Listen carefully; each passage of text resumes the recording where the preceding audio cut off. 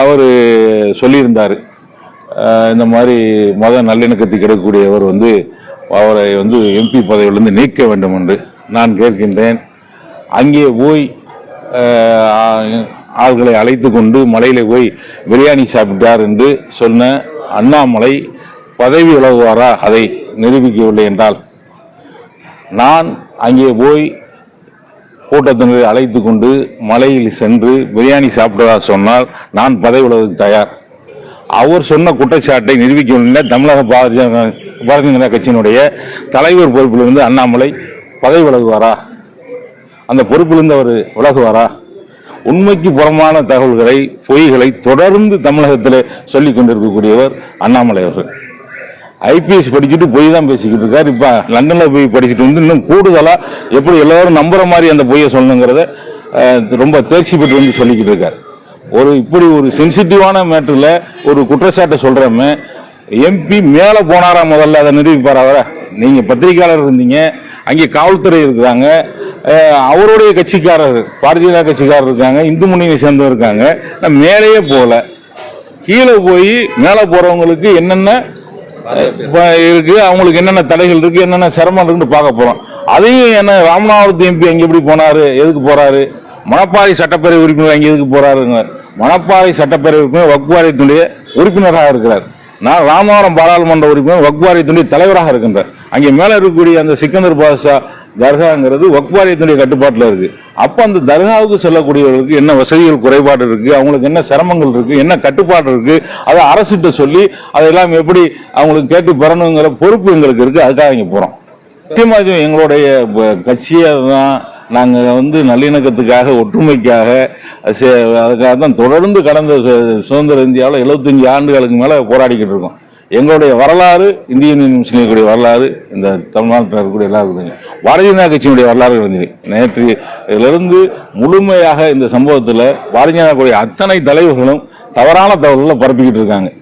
அத்தனை பேரும் ஒரு எம்பி போய் அப்படி செய்யலாமா, மேலே போய் பிரியாணி சாப்பிடலாமா? முதல்ல தர்காவுக்கு போறவங்க பிரியாணி சாப்பிட்றாங்களா, சைவம் சாப்பிட்றாங்களா இவங்க ஏன் கேட்குறாங்க?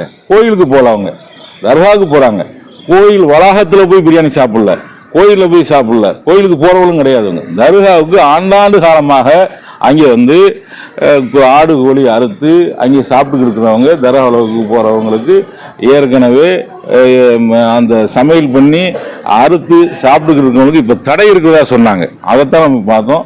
அப்போ காவல்துறை என்ன சொன்னாங்கன்னா, இப்போதைக்கு ஆடு கோழி கொண்டு போய் மேலே அறுக்கிறதுக்கு தடை இருக்கு, சமைத்த உணவுகளை கொண்டு போய் சாப்பிட தடை இல்லைன்னாங்க. அப்போ இங்கே மதுரை மாநகர் உள்ள காவல்துறைக்கு தடுக்கிறதா சொன்னாங்க. அப்போ சமைத்த உணவு அங்கே எடுத்துட்டு போய் சாப்பிட்டவங்க போட்டோ பகிர்ந்தாங்க. அந்த போட்டோவை நானும் பகிர்றேன். சமைத்த உணவு அங்கே கொண்டு போய் சாப்பிட்றதுல எந்த தடையும் கிடையாது. காவல்துறை தடுக்கலை, தவறான தகவலை சொல்ல வேணாம். அந்த சாப்பாடை கொண்டு போய் அங்கே சாப்பிட்டவங்க போட்டோ பகிர்ந்துருக்காங்க, அதை நான் பகிர்றேன். இது காவல்துறை அனுமதிக்கக்கூடிய விஷயம். காவல்துறை ஆடு கோழி கொண்டு போறதுக்கு அனுமதிக்கல. அனுமதி மீறி யாரும் அங்கே போய் சாப்பிடல. அசைவ உணவு கொண்டு போறதுக்கு தடை கிடையாது, சமைத்த உணவுகளை இன்னைக்கு. ஆனா ஏற்கனவே அங்கே கொண்டு போய் சமைக்கிறதுக்கும் தடை இல்லாமல் இருந்தது. இவர் குழப்பத்தை ஏற்படுத்தணும், பிரிவினை ஏற்படுத்தணும், ஒற்றுமையை குலைக்கணும். ஒரு மத நல்லிணக்கத்துக்கான ஒரு தர்காவா இருக்கு, அங்கே மற்ற மதத்தினரும் போய் வழிபடுறாங்களே, இதை எப்படி கெடுக்கணுங்கிறதுக்காக புதுசா இப்போ ஒரு பிரச்சனையை கிளப்புறாங்க. இது அங்கே இருக்கக்கூடியவர்களுக்கு, மதுரையில் உள்ளவர்களுக்கு எல்லாருக்கும் தெரியும். இது விவகாரத்தில் பாரதிய ஜனதா கட்சியை தவிர எந்த கட்சியுமே இதை சொல்லலை. ஏன்னு கேட்டால் இவர்கள் அரசியல் பண்றாங்க, இவங்க மதத்தை வைத்து அரசியல் செய்யக்கூடியவங்க எல்லாருக்கும் தெரியும். உண்மை ஹெச் ராஜா அதுதான் சொன்னேன். அதாவது கைது செய்யணும்னு அவர் சொன்னவங்க எம்எல்ஏ போய் ஆய்வு செய்யிட்டு வராரு, நானும் போய் ஆய்வு செய்யறேன். அவங்க ஆய்வு செய்யறதே தவறுன்னு எப்படி சொல்ல முடியும்? நாங்க வக்ஃப் வாரியத்தின் கட்டுப்பாட்டில் இருக்கக்கூடிய ஒரு தர்கா பள்ளிவாசலுக்கு ஏதாவது பிரச்சனை வருகின்ற போது நாங்க அதை ஆய்வு செய்து தமிழக அரசினுடைய கவனத்துக்கு கொண்டு போய் சொல்லி அந்த பிரச்சனை தீர்க்கணும். அவர் உறுப்பினராக இருக்காரு, நான் வாரியத்தினுடைய தலைவராக இருக்கிறேன். அந்த அடிப்படையில் போறோம்.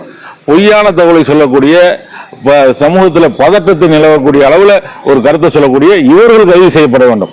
அண்ணாமலை, எச் ராஜா போன்றவர்கள் கைது செய்யப்பட வேண்டும்.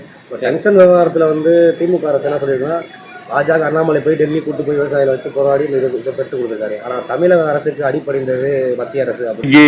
அடிபணிந்துதான் இன்னைக்கு அந்த திட்டத்தை வாபஸ் பண்ணிட்டாங்க. என்ன சொல்றாங்க, அண்ணாமலை தான் விவசாய அரசு தான் இந்த திட்டத்தை செயல்படுத்த விட மாட்டோம்னு சொல்லி சொன்னது. இன்னைக்கு அவங்க அறிவிச்சிருந்தாலும் அந்த திட்டத்தை இங்க ரத்து செய்யக்கூடிய அந்த திட்டத்தை செயல்படுத்த மாட்டோம்னு சொன்னது தமிழக அரசு தான்.